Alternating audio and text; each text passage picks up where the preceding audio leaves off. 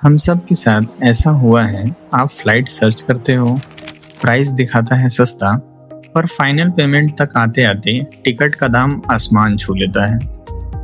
आज हम इस फ्लाइट टिकट का पूरा पोस्टमार्टम करेंगे।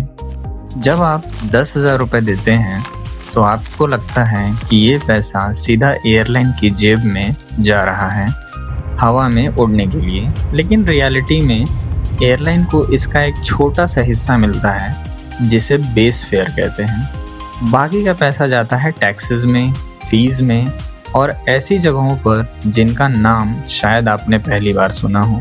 तो चलिए इस पजल को सॉल्व करते हैं। सबसे पहले एयरलाइन का सबसे बड़ा खर्चा प्लेन का फ्यूल होता है, यानी ATF, aviation turbine fuel. India में एक्चुअली ATF पर जो टैक्सेस है वो दुनिया में सबसे ज़्यादा है।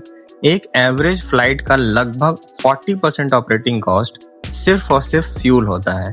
तो आपके 10,000 के टिकट में से करीब 4,000 रुपये तो सिर्फ सीधा एयरलाइन को फ्यूल पे खर्चा करना पड़ता है। लिटरली इसमें एयरलाइन को कोई प्रॉफिट नहीं है।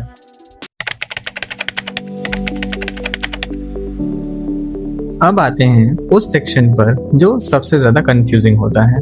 टिकट का ब्रेकडाउन देखेंगे तो एक अल्फ़ाबेट सूप दिखेगा, UDF, PSF, cut fee, GST and etcetera.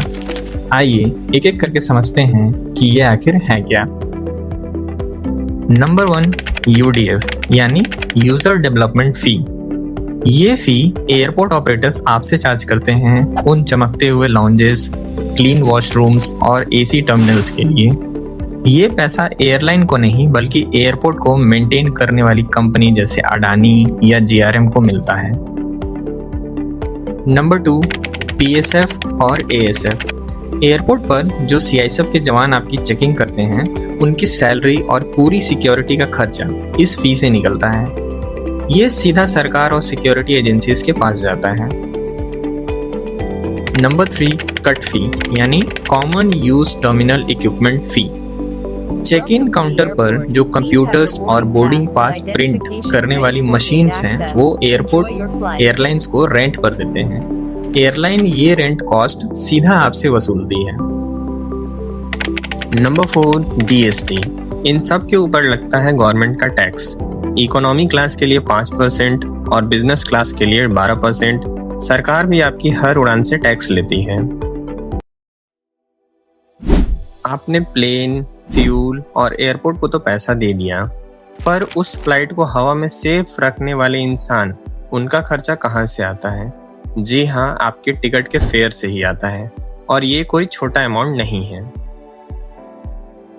एक कॉमर्शियल पायलट की सैलरी काफ़ी हाई होती है, जो कि उनकी हाई प्रेशर जॉब के लिए जस्टिफाइड भी है। एविएशन रूल्स के हिसाब से एक क्रू को स्ट्रिक्ट रेस्ट पीरियड चाहिए होता है। इसका मतलब है कि अगर एक क्रू दूसरे शहर में लैंड करता है तो उनके 4 स्टार या 5 स्टार होटल का स्टे, खाना पीना और एयरपोर्ट ट्रांसफ़र, ये सब एयरलाइन को पे करना होता है। इसके अलावा पायलट्स को साल भर महंगी सिमुलेटर ट्रेनिंग करनी पड़ती है। ये करोड़ों रुपए का ट्रेनिंग इंफ्रास्ट्रक्चर भी इनडायरेक्टली उस बेस फेयर में जुड़ा होता है। चलिए अब आखिरी में मैथ लगाते हैं। इस इक्वेशन को हम बोर्डमास रूल की तरह स्टेप बाय स्टेप सॉल्व करते हैं।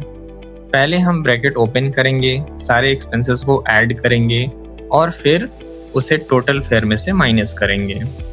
मान लीजिए टिकट थी 10,000 की, इसमें से एविएशन का जो फ्यूल गया वो लगभग 4,000 का, गवर्नमेंट का GST 500 रुपये, एयरपोर्ट की जो फीस है such as UDF, PSF, cut fee etcetera, ये लगभग मान लेते हैं 1,800 रुपये। और उसके बाद आता है एयरप्लेन का EMI, मेंटेनेंस और उन पायलट्स और क्रू का खर्चा जिनकी हमने अभी बात की, वो मिलकर होता है लगभग 3,400 रुपये के आसपास। अब ब्रैकेट के सारे खर्चे को ऐड करते हैं तो टोटल एक्सपेंस बनता है 9,700 रुपये। अब इसको टोटल टिकट के फेयर यानी 10,000 रुपये में से माइनस करेंगे तो रिजल्ट आएगा 300 रुपये। जी हाँ, उस पूरी 10,000 की टिकट पर एक डोमेस्टिक एयरलाइन को नेट जो प्रॉफिट होता है वो अप्रॉक्सीमेटली 300 रुपये के आसपास होता है। एक अच्छी कॉफी के दाम के बराबर।